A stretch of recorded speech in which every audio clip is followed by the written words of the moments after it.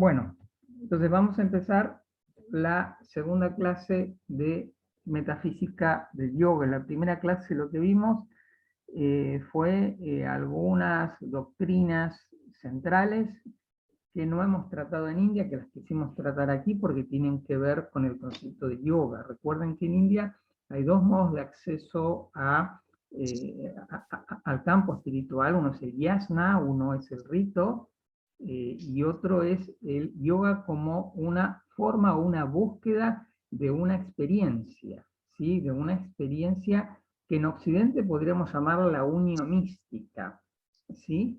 Ahora, sobre el final, les voy a hablar un poquito del tema de la mística y la idea de Samadhi, Moksha y Kaivalya, que son tres conceptos interesantes en India para definir esta experiencia, ¿sí?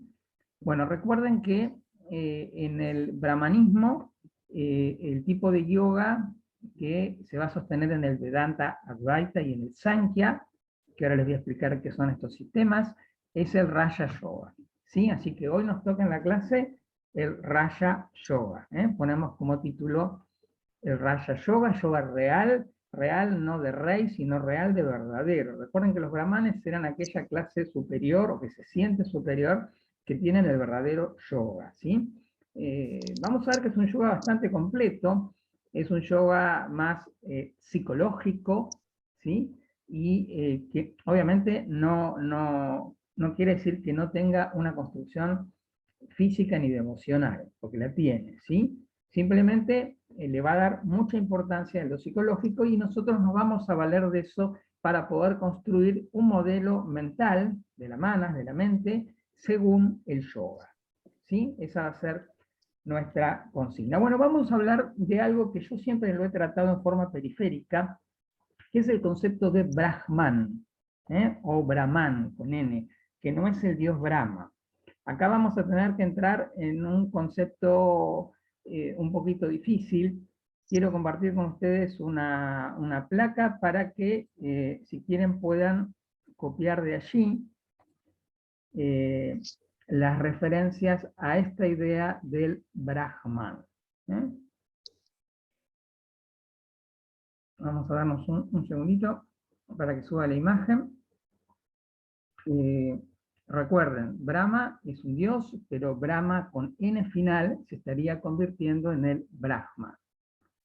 Bueno, lo que vamos a estudiar en esta clase es la filosofía Vedanta Sankhya, o el concepto del Brahman. El Vedanta la hemos definido como la filosofía no dual, y el Sankhya va a ser un tipo de filosofía dual, ¿sí? Dual. En realidad estos dos sistemas se van a complementar teóricamente para poder dar sustrato teórico a el Raja Yoga, ¿sí? Estos sistemas, Vedanta, Sankhya y Yoga, conforman lo que se llama en India darsanas o sistemas que hoy llamaríamos nosotros desde Occidente filosóficos, ¿sí? Es especulación, ¿no? Especulación, pero especulación que en definitiva busca una liberación espiritual distinta a la especulación racional que nosotros tenemos en Occidente. Bueno, ¿qué es esto? Recuerden que como son especulaciones espirituales, suelen comenzar con una cosmogonía, es decir, suelen comenzar con una especie de mito de origen. Vieron que la Biblia comienza en el principio, creó Dios los cielos y la tierra, o en algunos poemas babilónicos comienzan cuando todavía no existía la tierra y el cielo o no tenían nombre. Bueno, acá va a comenzar con Nirguna Brahman, ¿sí? Y Nirguna Brahman va a, de él va a surgir Saguna Brahman. ¿Qué es esto? Bueno, la palabra Nir, el prefijo Nir, viene de Nirvana, es decir, lo que no es, el no ser. Y guna significa cualidad. Es decir, sin cualidad, nirguna, el Brahman. Brahman sin cualidades. ¿Qué es un Brahman sin cualidades? Bueno, es un estado de no ser. inmutable, infinito, sin forma, incondicionado. Abajo puse acto puro para hacer una analogía con la filosofía atomista medieval, donde Tomás de Aquino lo muestra a Dios primero como un acto puro, es decir, un acto que todavía no llegó a ser una acción. ¿Sí? El acto puro. El Nirguna Brahman es aquel absoluto indiferenciado que, según el Kena Upanishad, dice que Nirguna Brahman es el oído del oído, la mente de la mente, la voz de la voz. No se sabe cómo los sabios pueden enseñarlo porque no es nada que pueda enseñarse porque no es conocido. Porque el Brahman, dice el Upanishad, es diferente a todo lo conocido, pero también es diferente a todo lo desconocido. O sea, que en realidad no podemos hablar de algo que es negativo, que no es. Por lo tanto, nuestro lenguaje es limitado, cualquier tipo de lenguaje es limitado para hablar acerca de aquello que todavía no llegó a ser. Es un no ser. Entonces, hablar del Nirguna Brahman es como hablar del Tao, ¿no? Hay el Tao número 1, por ejemplo, que es una idea china, dice, el Tao que puede ser nombrado no es el Tao, porque el Tao es el no ser. Es decir, es aquello que todavía no llegó a manifestarse. Por lo tanto, estamos hablando del origen de los orígenes, o del principio de los principios. O mejor dicho, lo sin tiempo, ¿no? Porque si hablamos de origen, no tenemos que hablar de tiempo, es lo sin tiempo. Es el acto puro que luego deviene en el Saguna Brahman. ¿Qué es el Saguna? Bueno, Sa es con, sin ir, nir es sin, Sa es con. Sin cualidad era el Brahman, con cualidad era el Brahman. ¿Por qué ahora es con cualidad? Porque ahora Saguna Brahman se convierte en algo que es mutable, temporal, con forma posible y condicionado al tiempo. Por lo tanto, sería la potencia del acto tomista. ¿Qué quiere decir esto? Que Nirguna Brahman, a ver, no sé si han leído Spinoza, no quiero complicarles, pero Spinoza tiene algunas frases que si bien no es lo mismo, pero tal vez comparativamente nos puede ayudar. Spinoza fue un filósofo del siglo XVII que Spinoza habló de una única sustancia, ¿no? ¿Qué entendía Spinoza por la única sustancia? Dice que entiende todo aquello que es en sí y se concibe por sí mismo. Es lo que decíamos la clase anterior, es aquella conciencia que se piensa a sí misma. ¿Sí? Es aquella conciencia que todavía no llegó a pensar otra cosa. Entonces está en sí misma. Es absolutamente infinita, es indecible, es indescriptible, y a partir de esta conciencia absoluta, cuando piensa algo, cuando decide pensar, ese pensamiento es potencia y acto. Es decir, la maya, la ilusión, proyecta una pantalla ilusoria, ¿sí? Que ahora sí puede ser mutable, temporal, con forma posible. ¿Está claro? Entonces, Nirguna se desarrolla en Saguna. Ustedes dicen, ¿qué tiene que ver esto con el yoga? Muchísimo. Ahora lo vamos a ver. Abajo de potencia y acto, ven que salen dos flechas. Y es acá que pasamos al concepto de Sankhya. Vieron que vimos Vedanta Sankhya. ¿Qué es el Sankhya? Bueno, no se compliquen. La palabra Sankhya quiere decir en sánscrito discriminar, nombrar, enumerar. Es decir, es un sistema empírico que permite un lenguaje posible para que podamos explicar la manifestación del Brahman. Es eso, es un lenguaje. ¿Sí? Entonces, para entender la realidad, nosotros los seres humanos no la comprendemos si no es a través de la dualidad. Nosotros la unidad no podemos entenderla. Nosotros entendemos siempre objeto y sujeto. No entenderíamos lo inobjetivable. Nosotros entendemos un ser que piensa y otro ser que es pensado. No podemos entender una conciencia que se piensa a sí misma. Por ejemplo, la mano. La mano puede tomar una serie de objetos, pero no puede tomarse a sí misma. O el ojo puede ver, pero no puede verse. ¿Sí? O sea, no podemos comprender la realidad si no la dividimos en objeto y sujeto. El Sankhya nos provee el lenguaje para comprender la división de nirguna, saguna, en objeto y sujeto. Es decir, en femenino, masculino. En arriba, abajo, adentro, afuera. ¿Se entiende? Entonces, lo primero que va a hacer el Sankhya es disociar o numerar o describir el concepto de femenino, masculino. Masculino como negativo y femenino como positivo. Recuerden Shiva Shakti. Shiva es la nada, Shakti es aquella que lo ayuda por medio de Shiva a crear el mundo. Acá es el mismo sistema, pero dicho en términos filosóficos. Purusha, vieron que abajo dice Purusha. Purusha es, obviamente esto es ilusión, pero tenemos que disociarlo así para poder explicarlo. Purusha es lo masculino y Prakriti es lo femenino. Purusha es el espíritu y Prakriti es la materia. O mejor dicho, Purusha es lo sutil y Prakriti es lo tangible. Purusha y Prakriti son mayas, son ilusiones, que se conocen en sánscrito como tattvas.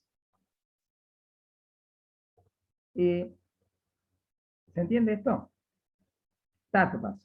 Quiero, a ver si puedo compartir una pizarra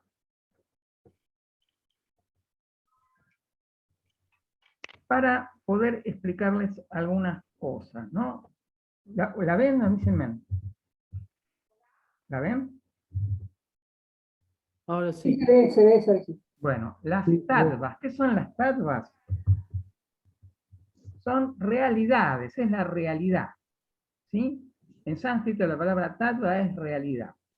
Entonces, Purusha y Prakriti es una realidad dual, es decir, es espíritu, o mejor dicho, para no confundir, lo sutil, y Prakriti es la materia. Entre lo sutil y la materia se va a formar la mente y el cuerpo. Pero ambos son ilusorios. Es cierto que Purusha y Prakriti tienen cualidades, tienen gunas. ¿Sí? De hecho, Purusha es una guna, una cualidad, como Prakriti es una cualidad. ¿Sí? Vamos a conocer un poquito estas cualidades. Por ejemplo, si hacemos este diagrama, a ver si me sale. Ahí está. Si hacemos un triángulo, por ejemplo, vamos a ver que este primer triángulo es Purusha, es decir, es fálico, ¿no? El triángulo fálico siempre va hacia arriba, es lo masculino, ¿sí? Pero si yo lo uno con Prakriti, recuerden los yantras, ¿se acuerdan los yantras? Eran dos triángulos entrelazados, ¿sí? Que formaban la unión de Shiva Shakti, es decir, el espíritu y la materia, es decir, la mente y el cuerpo. ¿Sí?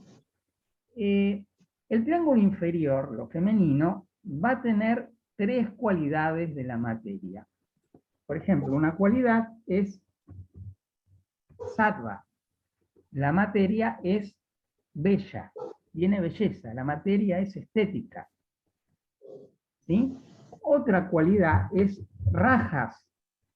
La materia tiene la capacidad de vibrar o de cambiar de lugar. Y otra es tamas. La materia es sólida, es tangible, es dura, como el cuerpo. ¿Sí? Entonces, la materia es estética, tiene forma, la materia es vibratoria, cambia de lugar, y la materia es sólida. ¿Sí? Por lo tanto, acá tenemos las tres cualidades de la materia. Pero son tattvas, ¿no? Pero Purusha también tiene cualidades. ¿Qué cualidades tiene Purusha? Bueno, Ananda, ¿se acuerdan que la mente Ananda Maya Koya, que sería la parte más espiritual de las envolturas? ¿Se acuerdan las 5 envolturas? Cuerpo, prana, inconsciente, conciencia y causal. Bueno, Ananda, ¿sí? Pero también Ananda, o sea, Purusha, tiene otra cualidad que es consciente. Sí, conciencia. Y tiene ontología, ¿sí? Es decir, Sat. Tiene ser. ¿Mm? Entonces acá tenemos las 3 gunas del espíritu, Ananda, Sit, espíritu, perdón, lo sutil, para no confundirlo, pero también se llama espíritu. Ananda, Sit, Sat. Ananda es bien, Sit es conciencia, Sat es ser, ontología. Y tenemos las 3 cualidades de la materia, tamas, sattva y rajas, solidez, belleza y la posibilidad de cambiar de lugar. ¿Sí? Estas realidades tangibles que conforman parte de la ilusión, tienen lo que podríamos llamar dentro de sí un punto de origen. Ese punto de origen es lo que llamamos Atman. Atman, es decir, la capacidad o el yo superior para darse cuenta de ello. Sin embargo, al crearse el mundo, al crearse la mente y el cuerpo, nos confundimos y nos olvidamos de Atman Brahman. Y si nos identificamos con la vibración de las gunas, esas gunas que no siempre vibran en un sentido armónico, nos pueden llegar a lastimar de tal manera que la confusión del mundo real con el mundo ilusorio es doloroso. Esto lo va a tomar el budismo. El mundo es dolor, la vida es dolor, la existencia es dolor. ¿Sí? ¿Se entiende? Entonces, ¿qué pasa cuando yo me confundo? ¿Sí? Bueno, cuando yo me confundo, cuando se confunde la realidad con la ilusión, es ignorancia. ¿Sí? Ignorancia. La ignorancia, ¿cómo se llama? La ignorancia se llama avidia. Avidia. Vid viene de saber, a de no, negación. Ignorancia. Ignoro la realidad verdadera. Creo que esta realidad que vemos es la realidad. ¿Sí? Entonces estoy caído. Estoy caído en la ilusión. Como Adán y Eva cayeron en el pecado y en el mundo para la muerte, yo estoy caído en la ilusión. Por lo tanto, la única manera que tengo de retornar a casa, es decir, de retornar a la vidia, al saber, es a través del yoga. Y acá podemos hacer una definición de yoga. El yoga, más allá de ser un proceso para detener el flujo de la conciencia, el yoga es un camino al origen. El yoga es un camino a casa. Nuestra casa es la unidad de Atman Brahman. Y si creo lo contrario, si me confundo con la materia sutil de Purusha y con la materia densa de Prakriti, estoy en problemas. Voy a necesitar una serie de existencias muy abundantes, casi interminables, para llegar a darme cuenta de esto. Por lo tanto, el yoga termina siendo como una especie de atajo, como una especie de, sí, de atajo, de método psicotécnico para alcanzar esa unión mística. El yoga es el camino de Prakriti a Purusha y de Purusha a Nirguna Saguna. ¿Se entiende? Perdón, Saguna Nirguna, es decir, con cualidad simple. Se comprende que el yoga entonces se estaría convirtiendo en una psicotécnica para tener una experiencia espiritual y por lo tanto está sostenido fundamentalmente por estas ideas. ¿Sí? Estas ideas lo que van a dar es palabra, filosofía, numeración, discriminación, explicación a una experiencia física, mental y espiritual. Porque a través del físico voy a trabajar también mi mente, o mi parte psicológica, y ambas deberán extinguirse para llegar a comprender que mi única realidad es el espíritu. Porque yo soy espíritu, es la parte trascendente de mí. La mente y el cuerpo son finitos, son trascendentes. ¿Se entiende esto? ¿Sí? Bueno, sé que son nombres difíciles, pero vamos a verlo aplicado a la psicología y a la praxis del Raja Yoga. ¿Sí? ¿Te puedo hacer una pregunta? Sí. ¿Qué era en el triángulo superior Sat y Sit? No me quedó claro. Sat es ser, Ajá. ¿Y Sit? Sit es conciencia, no es Ajá. esta conciencia necesariamente encarnada, sino es la conciencia en sí, y Ananda es el bien, ¿no? Ahora lo vamos a ver en la psicología cómo esto aplica, para que no piensen que son cosas solamente difíciles. Vamos a entrar ahora, entonces, en un texto que yo lo tengo aquí, que es este, que son los Yoga Sutras de Patanjali, que es un texto que data de aproximadamente entre el 500 y el 200, tal vez sea más tardío, antes de Cristo, que es un texto que nos va a explicar, que es digamos, es el campo teórico más completo que tenemos dentro de la literatura oriental, de cómo se practica el yoga y especialmente cómo es su base teórica, que es lo que a nosotros nos está interesando. ¿Sí? Bueno, vamos a entrar en un mito. Vamos a ver unas imágenes. ¿Sí? Para explicar un poquito cuál es el origen del yoga de Patanjali. Bueno, acá tenemos un mito. Tenemos aquí acostado en la serpiente al dios Vishnu, ¿sí? Con Lakshmi, su esposa, y Vishnu está durmiendo, está acostado sobre la serpiente se llama Adisesa, esto lo hemos visto en la mitología en el módulo anterior, pero ocurre algo. Acá la protagonista va a ser la serpiente, no va a ser Vishnu, ¿no? La serpiente empieza a notar que como es el asiento del dios, empieza a notar que hay días que el dios es más pesado, pero a veces el dios se hace más liviano. Entonces la serpiente un día le pregunta al señor Vishnu, ¿por qué un día me pesas más y otro día me pesas menos? ¿Por qué cambias de volumen? Entonces Vishnu le responde que porque él está soñando con la danza de Shiva. Y acá tenemos al lado el Shiva Nataraja, que lo hemos estudiado en el Shivaísmo. Shiva Nataraja es el creador. Está danzando, vieron el círculo de la Maya, la ilusión, está repleto de serpientes.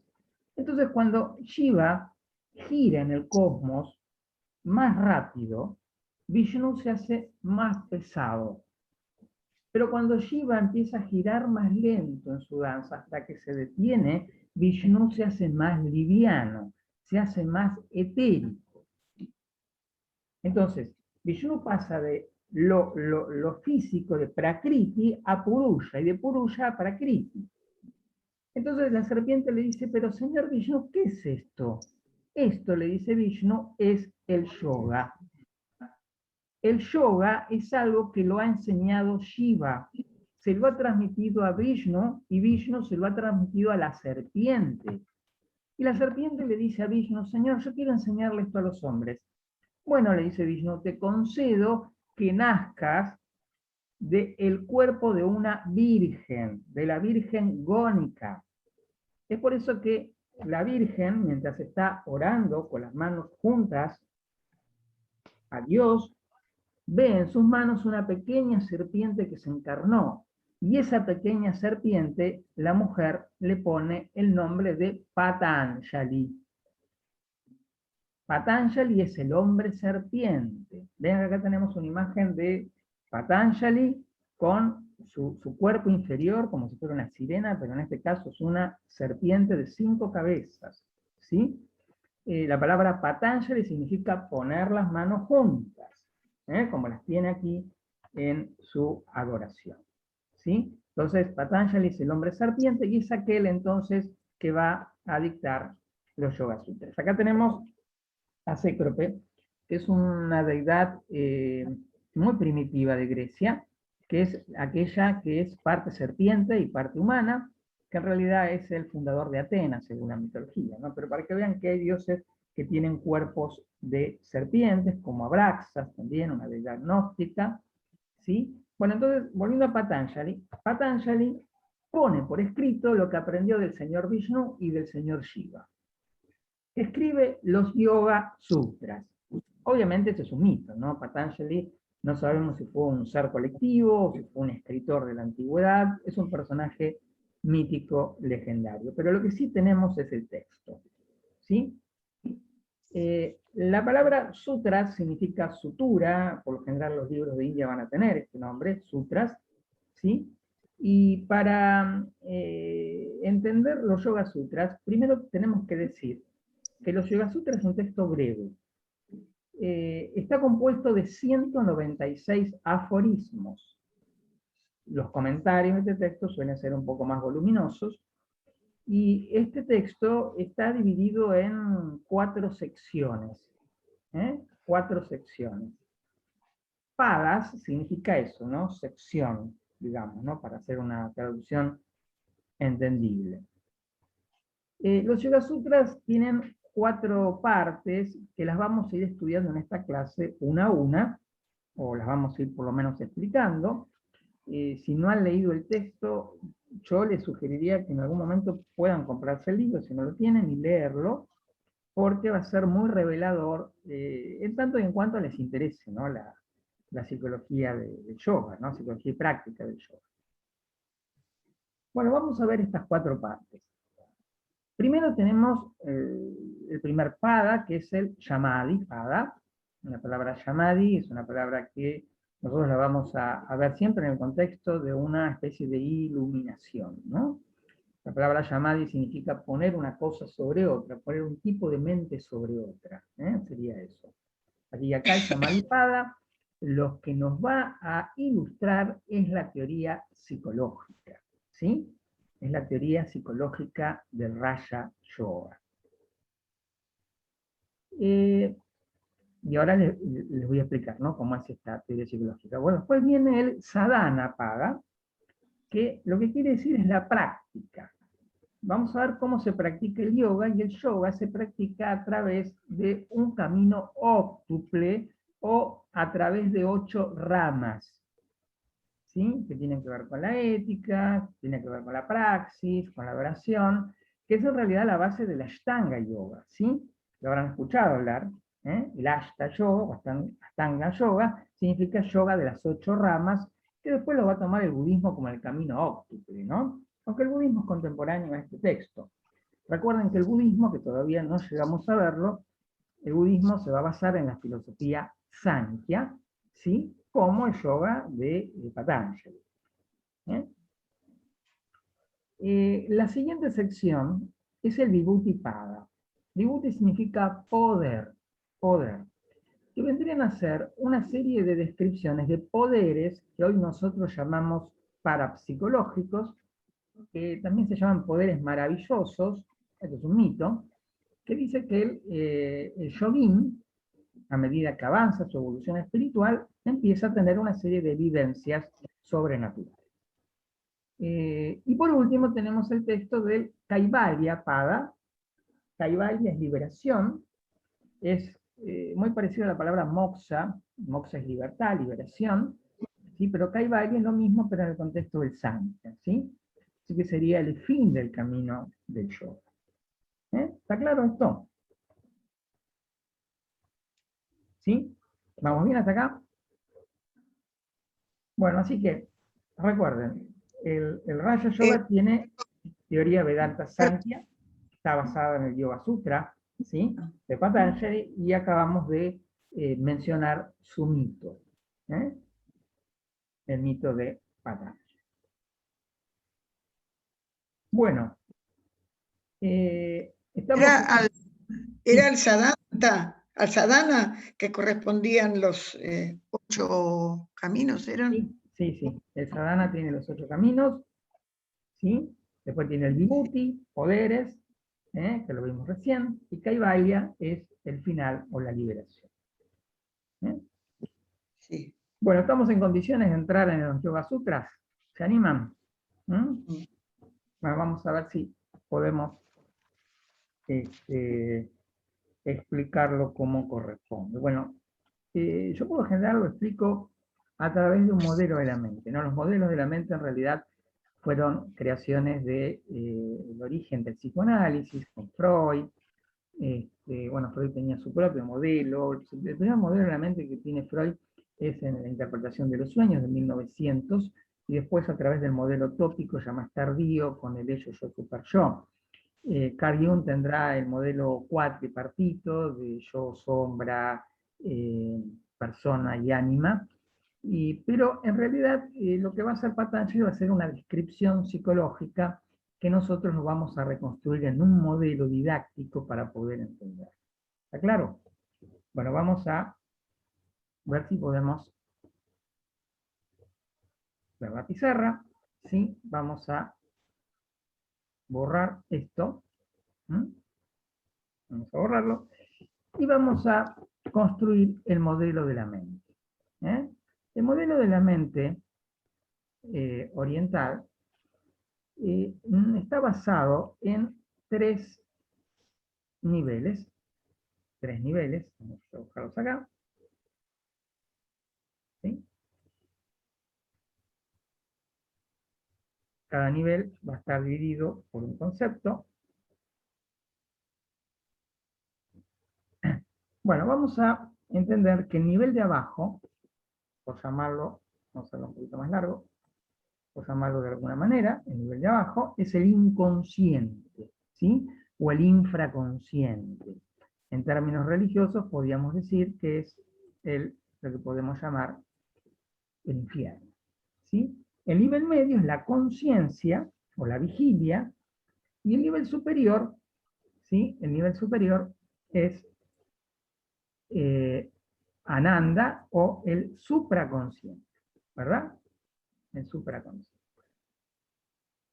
Bueno, entonces vamos a ver que el nivel de abajo es mano, recuerdan, mano mayakoya, ¿sí? Que en realidad es lo que llamamos el inconsciente, en términos psicoanalíticos. El nivel medio, ¿sí? Podemos hablar de la conciencia, ¿sí? O la vigilia, y el nivel superior podemos hablar de la ¿sí? Conciencia. ¿Eh?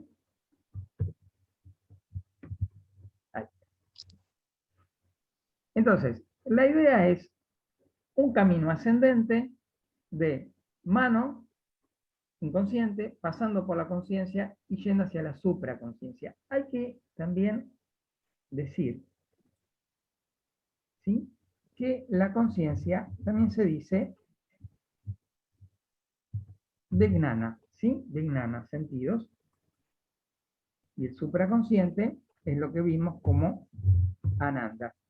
¿Se acuerdan? Ananda Mayakoya, Vijnana Mayakoya y Mano Mayakoya. Serían las tres envolturas más etéricas, lo que corresponden en realidad a Purusha. ¿Sí? Purusha, pero también es Prakriti, porque es denso. ¿Eh? ¿Se entiende? Bueno, lo que divide la conciencia del inconsciente en este modelo es lo que nosotros llamamos el yo. ¿Qué es el yo? El yo en sánscrito se dice ahamkara. Ahamkara. El yo podríamos definirlo como, bueno, lo que nosotros llamamos en psicología común, el yo psicológico, aquello que define mi personalidad, aquello que me define como sujeto, como individuo, ¿sí? Yo soy yo, me miro en un espejo y sé que soy diferente a otros, y tengo una individualidad, tengo una experiencia particular, tengo unas circunstancias particulares, unos condicionamientos determinados que me hacen ser lo que soy. Un yo, a pesar de que mi cuerpo va cambiando desde que nazco hasta que crezco y luego envejezco y muero, siempre yo soy yo. O sea, digamos que una persona normal, lo que Freud llamaría la neurosis, para hacer una comparación, la normalidad o la norma, es aquella persona que tiene una definición clara de que es un sujeto diferente a otros, ¿sí? Por eso, para el yoga, y también para algunas corrientes de psicología, este yo, este ego, es un ego virtual. En realidad no existe el ego, sino que en realidad está conformado a través de una serie de condicionamientos que tienen que ver con mi familia, con mi individualidad, con mi reconocimiento social, con mis logros, con mis fracasos, tiene que ver con una serie de experiencias, ¿sí?, que van constituyendo mi yo, mi nombre, ¿sí?, mi identidad, mi identidad. ¿Eh? Pero este yo es un yo falso, ¿sí? Arriba vamos a poner la palabra Kaivalya, recuerdan que era la liberación. Bien, tenemos entonces un inconsciente, una conciencia y una supraconciencia. En la conciencia, en vigilia, nosotros tenemos un intercambio de información con el exterior y el interior. Yo veo cosas, yo siento cosas a través de mis sentidos, a través de mi aprendizaje, a través de mi percepción, y mi conciencia se va constituyendo en una serie de pensamientos. Hay una serie de pensamientos. Esos pensamientos constituyen mi yo, ¿sí? Mi conciencia vigil. La conciencia también se conoce, o el contenido de la conciencia, como cita. Cita, recuerden que cita es conciencia, cita, el contenido de la conciencia. ¿Y qué hay en la conciencia? Bueno, está todo lo que pensamos, todo lo que sabemos, todo lo que recordamos, todo lo que imaginamos. Es decir, nuestra conciencia está repleta de olas mentales. Olas mentales. Es el contenido de la conciencia. ¿Cómo se le dice al contenido de la conciencia en yoga? Las vritis. Vritis. Las vritis son las olas mentales. Se estima que por nuestra conciencia pasan entre 70.000 a 80.000 pensamientos diarios. Todo está concadenado aquí. Nuestra conciencia es fundamentalmente un caos, anárquica, rebelde. Nos cuesta mucho mantener pensamientos objetivos, nos cuesta mucho mantener de alguna manera la concentración, ¿no? Por lo tanto, nuestra mente es una especie de océano o de río caudaloso que nos complica el poder dejar de pensar. Y el yoga es detener el flujo de la conciencia. Patanjali así comienza su primer aforismo. El yoga consiste en detener el flujo de la conciencia. Entonces el yoga lo que va a querer es detener este flujo de la conciencia. ¿Qué va a hacer el yoga? Bueno, a través de un método de concentración, lo que quiere es calmar las aguas de la conciencia. Calmar las aguas de la conciencia. Pero ¿qué pasa si yo calmo las aguas de la conciencia? Recuerden que el yo, ahankara, no existe. Entonces, si yo detengo mi flujo mental, lo que va a ocurrir es esto. ¿Y qué pasa si en vigilia se rompe mi ego? Bueno, lo que ocurriría es que la serpiente, ¿sí?, es decir, los contenidos, ¿no?, del inconsciente van a empezar a subir de manera caótica, como una serpiente indeseable. Esto se llama, en el lenguaje psiquiátrico, psicosis. Y definía la psicosis como la emergencia del inconsciente en la conciencia. Es como soñar despierto. Alucinaciones visuales, auditivas, táctiles, olfativas, perdemos la relación de objeto-sujeto, perdemos, bueno, la realidad, y se transforma en una patología, y seguramente un psiquiatra nos va a medicar.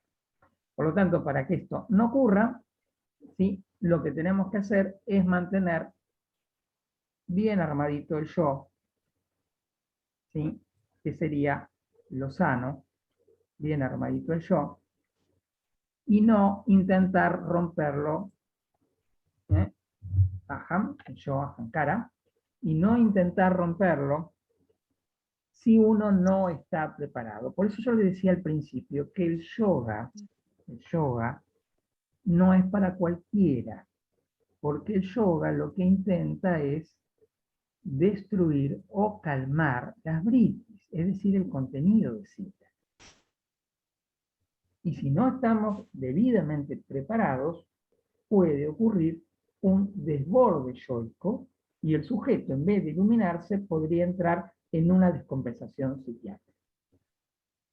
Por lo tanto, el yoga correcto, teórico, lo que intenta que es tratar de romper el yo, pero acá arriba, en Kaivalya, para liberarse. Porque si yo rompo el yo arriba, ya no podríamos hablar de una enfermedad o de una patología, sino que tendríamos ya que hablar de un estado iluminativo. ¿Entienden? Ahí sí trascenderíamos el yo, pero entraríamos en una unidad. La supraconciencia haría que nos estabilicemos y de esa manera Atman se activaría y se identificaría con Brahman. ¿Se entiende la teoría?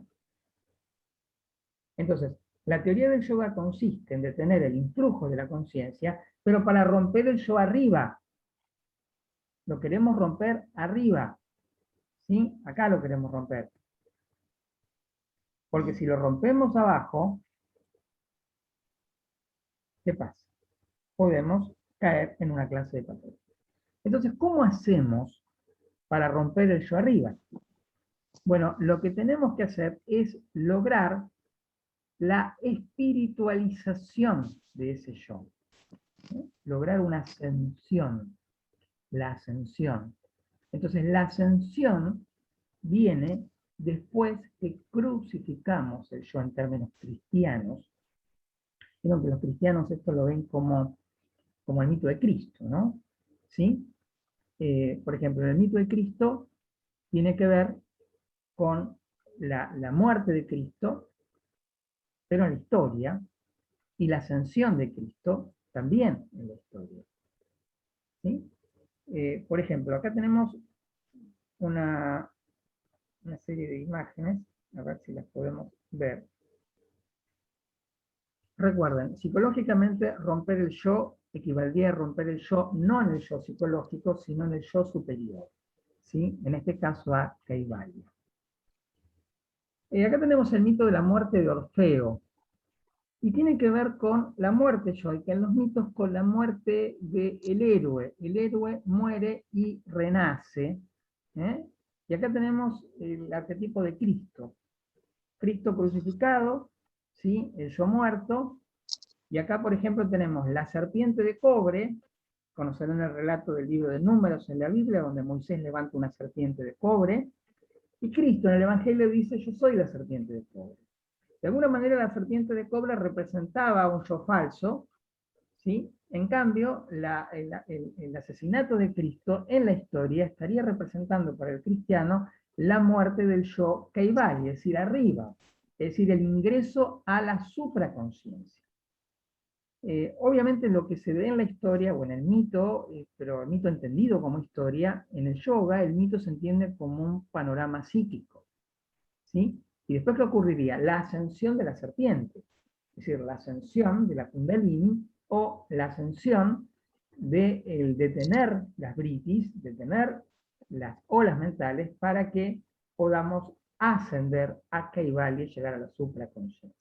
Entonces, desde el mito bíblico, esto probablemente esté de algún modo explicado o esté mostrado en el mito de la ascensión de Cristo al cielo. ¿Eh?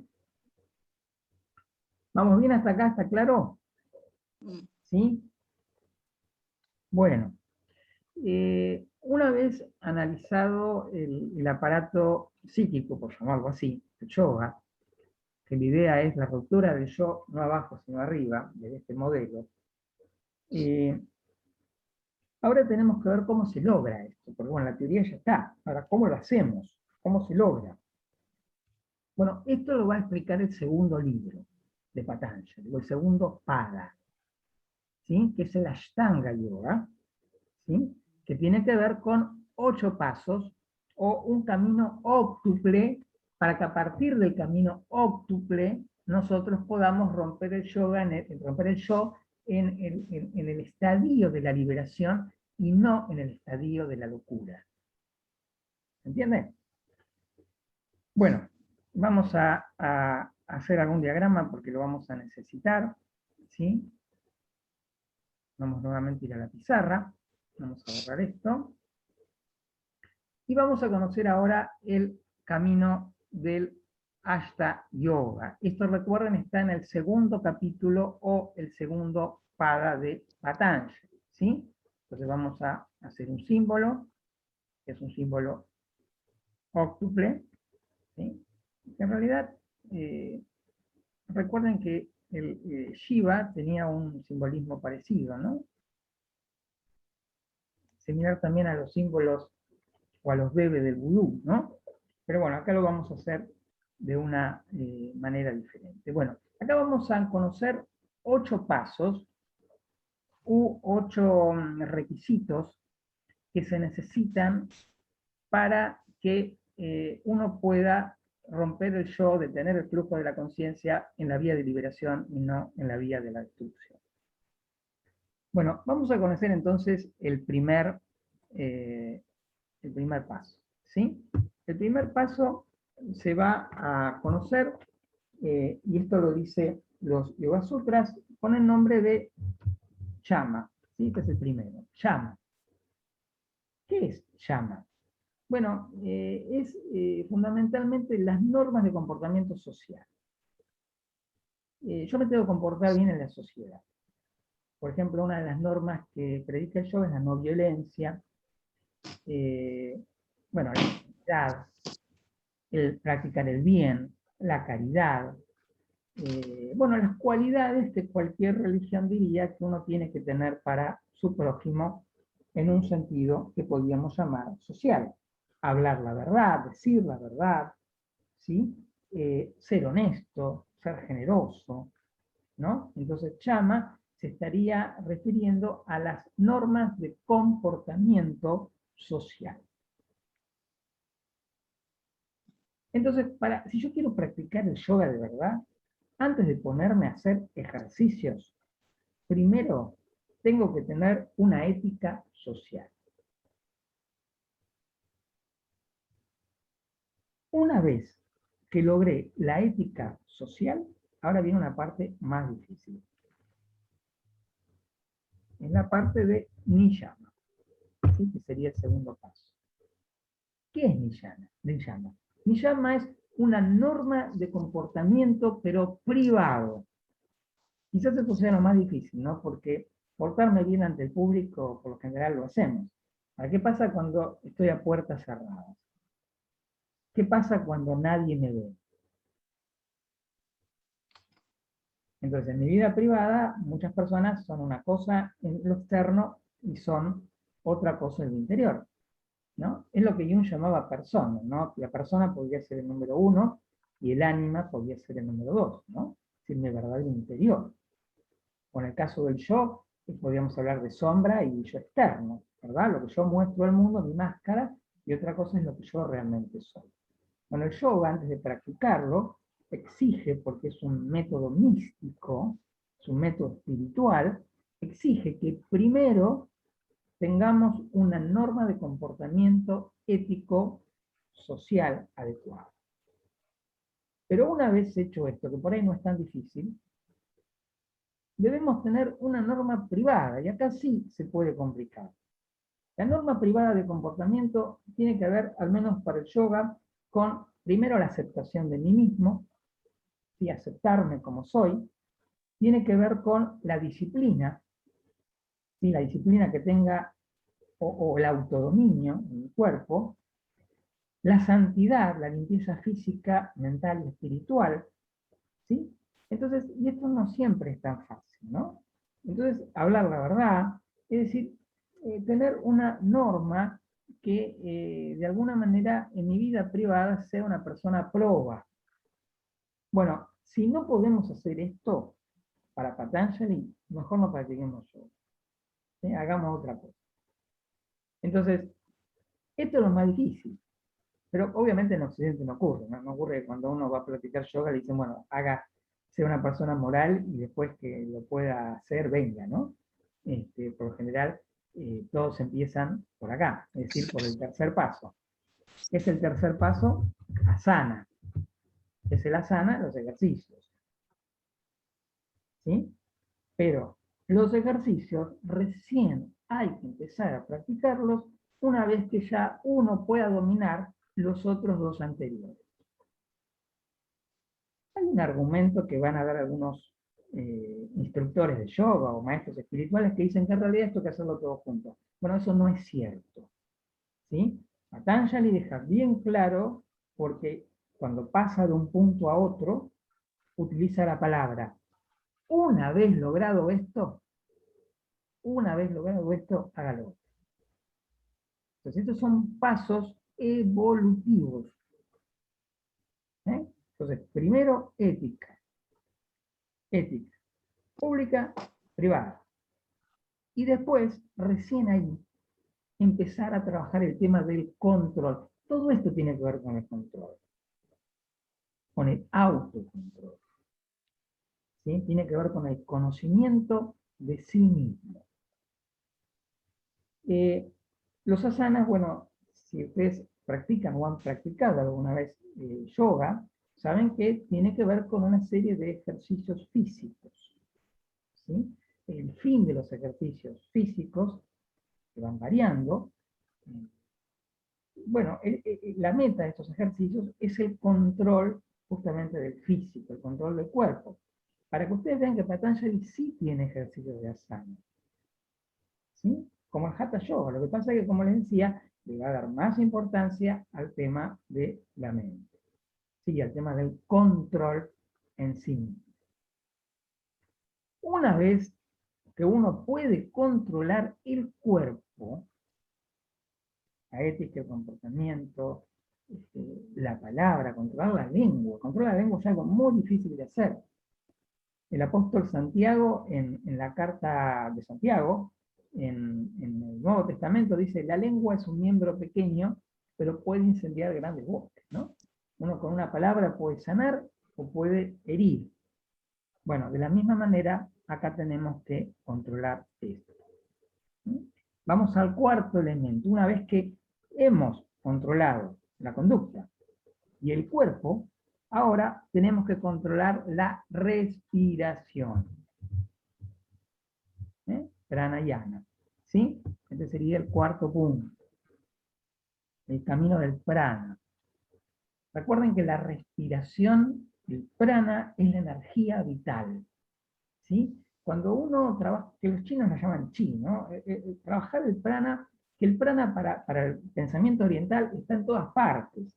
Lo que pasa es que nosotros, los seres humanos, que compartimos el prana que está en la naturaleza, está en los cuerpos inertes, está en los dioses, nosotros tenemos la capacidad de poder acumularlo y redirigirlo voluntariamente. Entonces sería el control de la respiración, o mejor dicho, el control de la fuerza vital. ¿Sí? El prana es algo que trasciende todos los cuerpos. ¿Sí? Si bien hay un cuerpo que es prana, cuerpo etérico, pero trasciende todos los cuerpos. Recuerden que hay un ejercicio que es el taparse el orificio nasal, creo que lo hemos hablado, sí, lo hemos hablado, en el cual el sujeto, el yogin, arroja el aire hacia afuera con el otro orificio. ¿Sí? Se queda un instante sin respirar, se tapa el orificio siguiente e ingresa el aire, y se queda un instante con el aire retenido en los pulmones para nuevamente repetir el proceso. Es salida de aire, círculo, entrada de aire. Círculo en las vías respiratorias y volver. Todo el tiempo. Esto significa crear, Brahma, conservar, Vishnu, destruir, Shiva, ingresar al pulmón, Shakti. Es decir, creamos, conservamos, destruimos, retenemos y volvemos. Este es un ejercicio que la respiración es inconsciente, está en el espacio inconsciente del hombre. Sin embargo, el yoga nos ayuda a hacerlo consciente. ¿Sí? Es como los latidos del corazón, son inconscientes. El corazón funciona inconscientemente, nuestros órganos funcionan inconscientemente. Sin embargo, el yoga lo que pretende, dicen, no sé si lo logran, es poder llegar a regular hasta los latidos del corazón. ¿Sí? Pero bueno, eso no sé si se puede hacer.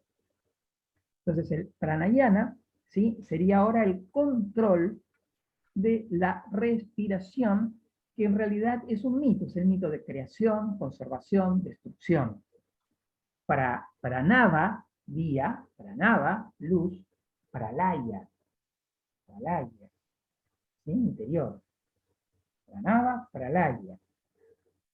El mito de la Rita. ¿Se acuerdan la Rita? La Trimurti, que lo hemos estudiado la clase pasada. Bueno, de esa manera lo hemos expresado. Bueno, una vez que controlamos la conducta pública, privada, el cuerpo y la respiración, ahora sí vamos a controlar otros elementos de la conciencia. Vamos a escribir acá.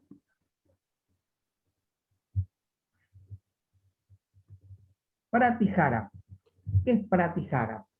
Pratihara es el control de los sentidos.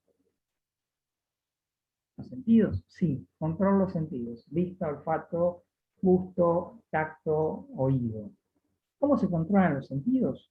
Bueno, el control de los sentidos es un trabajo muy difícil de hacer, porque tenemos que controlar no lo que vemos, lo que miramos, ¿sí?, lo que escuchamos, tenemos que controlar lo que hablamos, es decir, hacer un control de nuestros sentidos para que la información que nos entra en la conciencia sea la mejor y no la peor.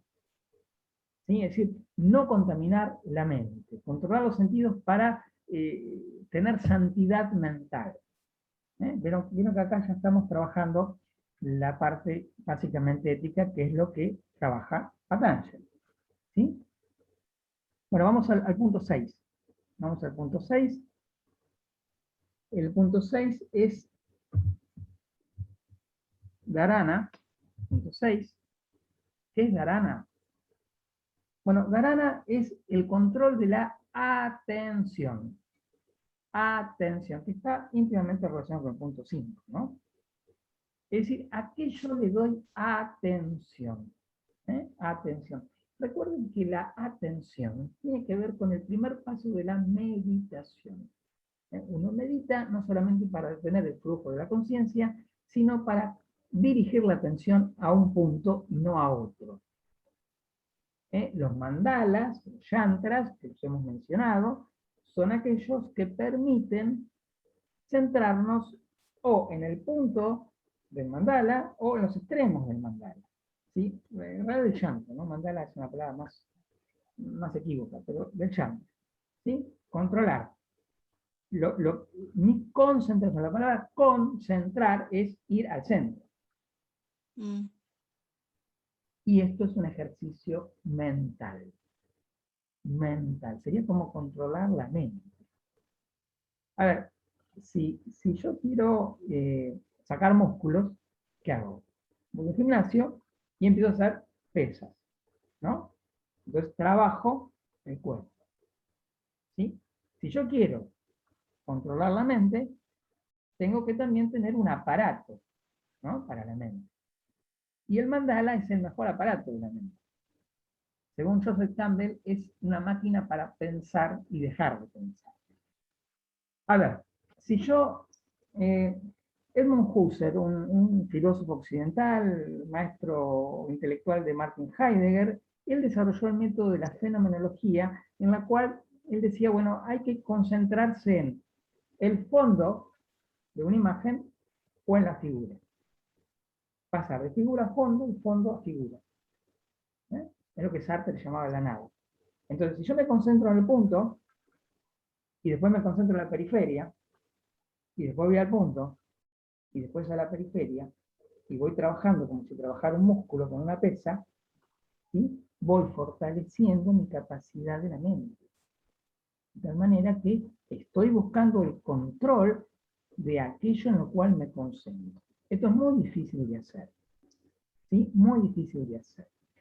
Si no, hagan la prueba, ¿no? Intenten pensar en una sola cosa durante 3 minutos. Van a ver que no pueden, ¿no? No se puede. O al menos es muy difícil. Se necesita un entrenamiento para mantener un solo pensamiento durante un tiempo. Bueno, entonces fíjense que el Ashta Yoga, ¿sí? Va básicamente a eso, ¿sí? Y finalmente, el punto 7 es Dhyana. Dhyana. ¿Qué es Dhyana? Bueno, Dhyana es meditar, que en chino es Chan y en japonés es Zen. Es meditar. Meditar. Entonces, ¿cómo medito? Bueno, una vez controlado la conducta, una vez controlado el cuerpo, una vez controlada la respiración, una vez controlado los sentidos, una vez controlado la atención o la concentración, ya tengo una capacidad o una práctica para ya poder meditar. ¿Sí? Hay 2 tipos de meditación para principiantes, aunque sea, que es la meditación sobre el objeto, y después sacar el objeto y meditar sobre un plano vacío, que sería la nada, ¿no? Pragnata, ¿sí? Y asampragnata, sin el objeto. Todo lo que es una A, adelante de la palabra es sin. Pragnata, asampragnata, ¿sí? Pragnata es meditar sobre el objeto. Asampragnata es meditar sin el objeto.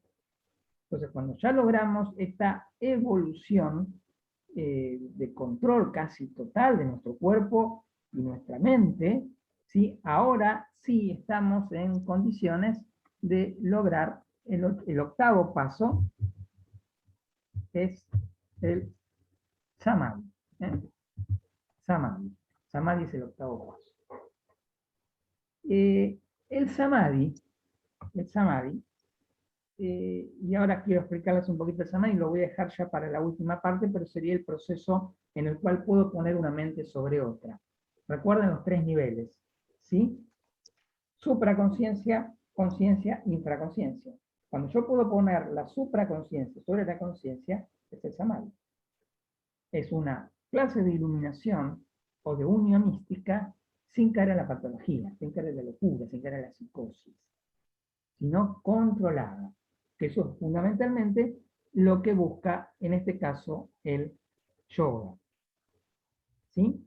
Entonces, el Raja Yoga es un sistema completo para trabajar todos los demás yogas, o es la base teórica de todos los demás yogas.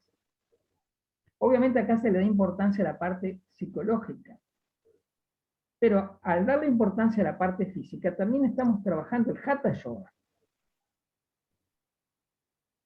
Pero también estamos trabajando otros yogas. Por ejemplo, cuando yo hablo de conducta, ¿qué estoy trabajando? Estoy trabajando el karma yoga. ¿Se entiende? Karma yoga. ¿Sí? Cuando yo hablo de control del cuerpo, de los sentidos y de la atención, estoy trabajando el conocimiento. conocimiento. Y el conocimiento se conoce como Jnana Yoga.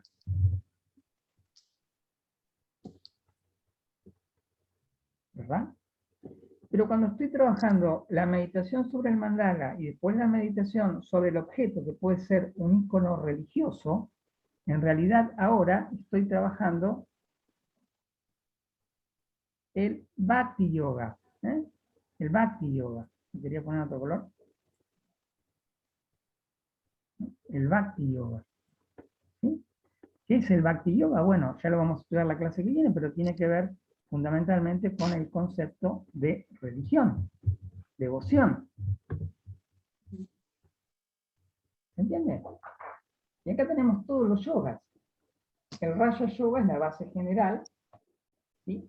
Pero tenemos a la vez el Hatha Yoga, trabajar el cuerpo, Karma Yoga, Jnana Yoga y Bhakti Yoga, logrando la completud del yoga. Por eso este de Patanjali es tan completo, ¿sí? Tan interesante para que lo podamos meditar. ¿Queda claro esto? ¿Sí? Más o menos. Más o menos, ¿qué falta? No, nos falta, a mí me faltan años, pero a ver si tengo señal. No, a mí me pasa, yo he hecho Ashtanga durante mucho tiempo sin saber muchas de estas cosas, ¿no? Y siento que hay algunas cosas, por ejemplo, por lo menos de la Ashtanga que yo he hecho, que no siento que lo tendría, pero bueno, no sé si en Occidente el Ashtanga que hacemos contempla eso, digamos, se hace muy poco pranayama, hay cosas, digamos, probablemente el tema del drishti está más presente, pero a mí por lo menos debe ser porque me falta estudiar, que me cuesta entender muchas de estas Bueno, igual cosas. no se preocupen, aquellos que quieran les mando ¿cómo es? El video, y bueno, y lo miran cuántas veces lo necesiten, y lo que no, me lo preguntan. ¿Les parece? Y cuando dijiste la semana pasada, y está algo parecido, de este tema de que ponerse en meditación o eso podría tener alguna serie de, entre comillas, peligros desde lo psicológico o psiquiátrico.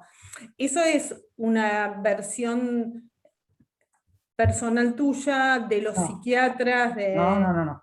Esto eso? lo dicen la mayoría de los psicólogos occidentales. Esa es mi pregunta. Tenés la base en, bueno, hay una psicóloga, psicoanalista francesa, ya fallecida, Marisa Choisy, que ella Marisa. Choisy, que ella estudia todas las patologías que pueden estar envueltas en las prácticas de yoga incorrectas. ¿Sí? Porque cuando uno trabaja con la conciencia, ¿sí? Y el inconsciente, corre algunos peligros. Es eso. Te hago un doble clic porque antes dijiste yoga correcto. ¿Qué es? Y no lo entendí. ¿Qué es yoga correcto? El yoga de verdad, que es una práctica espiritual, religiosa y mística. Ese es el yoga. Para si uno quiere hacer un ejercicio para relajarse, o porque le duele el brazo, o tiene una lumbalgia, es otra cosa. No es yoga. ¿Sí? Yoga es unión del cielo y la tierra. ¿Sí? Sí, Eso está para mí, claro. digamos, es algo como muy parecido a la oración contemplativa cristiana o alguna Sí. cosa como que tiene en común ese delirio, que te podés volar, digamos. En todo caso, les termino de contar el proceso y después, en todo caso, preguntamos, ¿sí? Dale. A ver, bueno, esto sería entonces el segundo pada, ¿sí? El Ashtanga Yoga, y luego vendría el tercer pada, que es el Vibhuti Pada, que se está refiriendo a los poderes paranormales. Yo lo llamo poderes paranormales, o se llama poderes paranormales, pero en realidad el yoga lo llama poderes sobrenaturales, que esto obviamente está plagado de mitología. El yoga de Patanjali da una serie de poderes llamados Siddhis, da 34 poderes, yo les voy a leer algunos nada más, para que tengan una idea. Dicen que el yogín en su evolución espiritual, ¿sí? Cuando va llegando allá al número 8, dice que empieza a conocer el pasado y el futuro, que empieza a hablar con los animales, que, como San Francisco, ¿no? Que empieza a conocer sus vidas pasadas y futuras, que puede leer la mente de los demás, que puede conocer la hora exacta de su muerte, que puede ver su cuerpo por dentro, que puede ver, bueno, maestros ascendidos o profesores y maestros como seres perfectos, puede conocer las propiedades de la conciencia, puede crear fuego a voluntad, puede ver las galaxias y los sistemas planetarios. Bueno, obviamente esto es mitología, pero si alguno sabe acerca del contenido de la psicosis o ha leído algo con respecto a eso, puede ver que muchos de estos supuestos poderes son alucinaciones que pueden tener algunas personas en un brote. Entonces, el tema de estos poderes paranormales probablemente estén basados en testimonios de personas que le han salido mal. Esa es mi opinión. No obstante, ya tener un control del cuerpo, la respiración, los sentidos, la conducta, bueno, hay una formación del sujeto que es muy interesante. ¿Sí? Y el último punto, que es el punto del Kaivalya, ¿sí? Yo lo puse acá como Moksha Kaivalya en verde. Moksha es liberación, Kaivalya también es liberación. Vendrían a ser aquellos que llegan a un estado de iluminación, y esto también me parece que pasa un poco por el mito, ¿no? Que después, al final de su vida, al final de la cadena de muertes y renacimientos, pueden unir a Atman Brahma. ¿Sí? El hombre liberado, yo acá tengo un texto que es, esto yo se lo recomiendo, es un texto tristemente olvidado, pero son los mejores textos de psicología transpersonal que yo he leído al menos, ¿sí? De Roger Godel, Ensayo sobre la experiencia liberadora, que muestra cómo es el concepto de iluminación en Oriente o liberación. ¿Sí? Profesor, ¿lo puede poner en la pantalla? Sí, o después se los mando por mail. Roger Godel, lo tienen en el texto también, ¿eh? Ensayo sobre la experiencia liberadora, ¿eh? Que habla acerca de una serie de cualidades que tiene que tener supuestamente el liberado, que también termina pasando por lo que se puede llamar un mito, ¿no? Según el texto de Godel, habla del Jivan Mukta, ¿sí? Jivan Mukta es hombre liberado o hombre muerto, Mukta es muerto. El hombre muerto es vida, ¿no? El hombre que alcanzó el final de las cadenas de muertes y renacimientos. Bueno, vamos a dejar acá porque les quiero dar un pequeño espacio por si alguno tiene alguna pregunta que hacer, porque yo sé que es un tema profundo y que requiere un estudio. Yo lo traté muy rápido, pero bueno, requiere de un estudio más profundo. Lo que pasa es que en la clase próxima necesito ver el Karma Nanavati, que ya lo vimos, y la última vamos a ver el Hatha Yoga con el estudio de los chakras. Bueno, quedo abierto a ustedes si tienen alguna reflexión o pregunta. Sergio, ¿me escuchás? Sí, te escucho, María. Sí, no, solamente te quería consultar cuando hablas de todas estas descripciones que estás llamando a alucinaciones auditivas o lo que fuera. ¿Vos siempre considerás que ese tipo de experiencias son patológicas? Por ejemplo, hay textos de Yogananda que él cuenta su camino místico, por así decir, que habla de estas experiencias que vos estás contando de los poderes que desarrolla el yogi, pero no parece explicarlos desde un lugar patológico. Pero bueno, por eso te pregunto, ¿para vos siempre es patológico? No, no es que para mí siempre sea patológico. Yo, a ver, mi abordaje es desde la fenomenología, es decir, lo descriptivo, y obviamente cuando hablo de patología hablo de una hermenéutica, ¿no? Pero, a ver, una cosa es el misticismo y sus fenómenos, y otra cosa es la experiencia de unidad. El misticismo tiene una serie de fenómenos como testimonio o documentados de ciertas ciertos milagros o ciertas cosas maravillosas que, bueno, no puedo negar, pero tampoco puedo afirmar. Lo que sí quise decir, que lo que describe Patanjali se parece mucho a un brote psicótico. Como lo que describe Ramakrishna, que todavía no lo vimos, pero Ramakrishna va a hablar qué ocurre en la mente y en el cuerpo cuando ocurre la subida de la Kundalini. Y si vos lo lees, que yo entonces los voy a leer, se van a dar cuenta de que es muy similar a cuadros patológicos. Es similar, es fenomenológicamente similar. ¿Sí? Ahora, ¿qué ocurre realmente? Yo no lo sé. Ni tampoco puedo tener la razón de decir esto está enfermo y esto es sano. Es una cuestión de que quiero advertir de que detrás de todo esto hay un trabajo del cuerpo, pero hay un trabajo de la mente. Y cuando hay un trabajo de la mente, de la conciencia, el sujeto corre peligro, sin duda. Sin duda, te puede salir bien o te puede salir mal. Esto yo lo advertí a Jung, ¿no? Jugar con arquetipos inconscientes es jugar con fuego. Entonces, bueno, como yo hago un aspecto teórico, ¿sí? Tengo que comentarles cosas que también me han transmitido a mí. Pero después queda en cada uno el poder Claro. sacar su propia conclusión. ¿Mm? Perfecto, gracias. No, de nada. Bueno, ¿alguna otra pregunta? Se me hace muy, muy difícil concebir La escucho muy bajito, Yolanda. se me hace muy difícil concebir la desaparición del yo en la supraconsciencia. Es decir, quiero creer que en todos los otros caminos ya se ha practicado, ¿no? Pero... A ver, tengan en cuenta que esto es un mapa teórico que está basado en mitología, está basado en testimonios.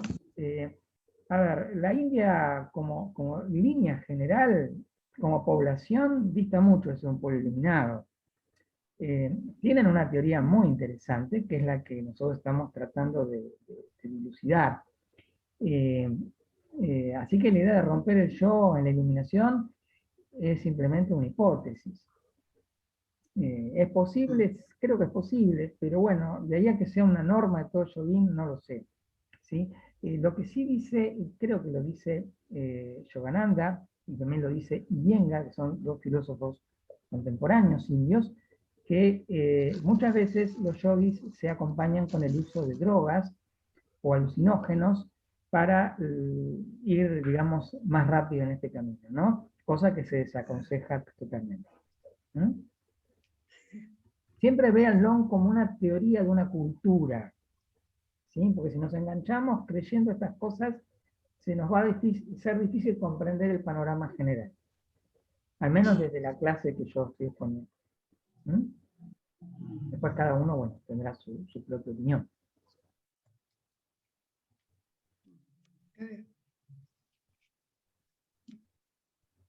Bueno, ¿alguna otra pregunta que quieran hacer para finalizar? Profe, yo creo que esto que dices con respecto a la conciencia o como irse de la ciencia, claro, es muy border porque uno puede evadirse, ¿no? Es como irse del mundo real. ¿Y dónde está el límite si sé que tengo un don, digamos, de apertura de visión o me lo estoy imaginando? Y creo que la plantita es la Virgen María, por decir algo burdo, ¿no? O es que me está hablando Shiva o que estoy conectada con la divinidad. Creo que el límite es muy finito desde una persona que pueda tener... Depende, para mí también, depende de lo que llamamos realidad, porque para el oriental la realidad es creer que esto es la verdad. Exacto, claro, claro. Para nosotros esta es la realidad, y si salimos de esto, no estamos bien. Pero para ellos irse de esto es la normalidad. Entonces termina Claro. que es una cultura diferente a la nuestra. Ellos tienen modelos de la mente antiquísimos como el de Patanjali, y Occidente llegó a estos modelos más tardíamente, ¿no? Tuvimos que esperar hasta el siglo XIX para poder pensar estas cosas.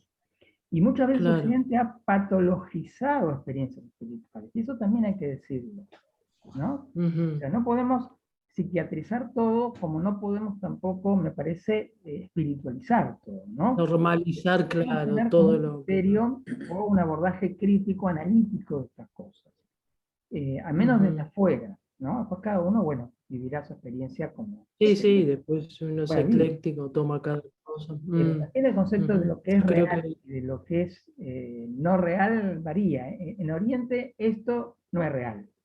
Para nosotros sí. Ujú. En Oriente Exacto. lo real es justamente ir a ese estado alterado o amplificado de conciencia, como quieran. Ujú. ¿Mm? Ujú. Bueno, Gracias, profe. vamos a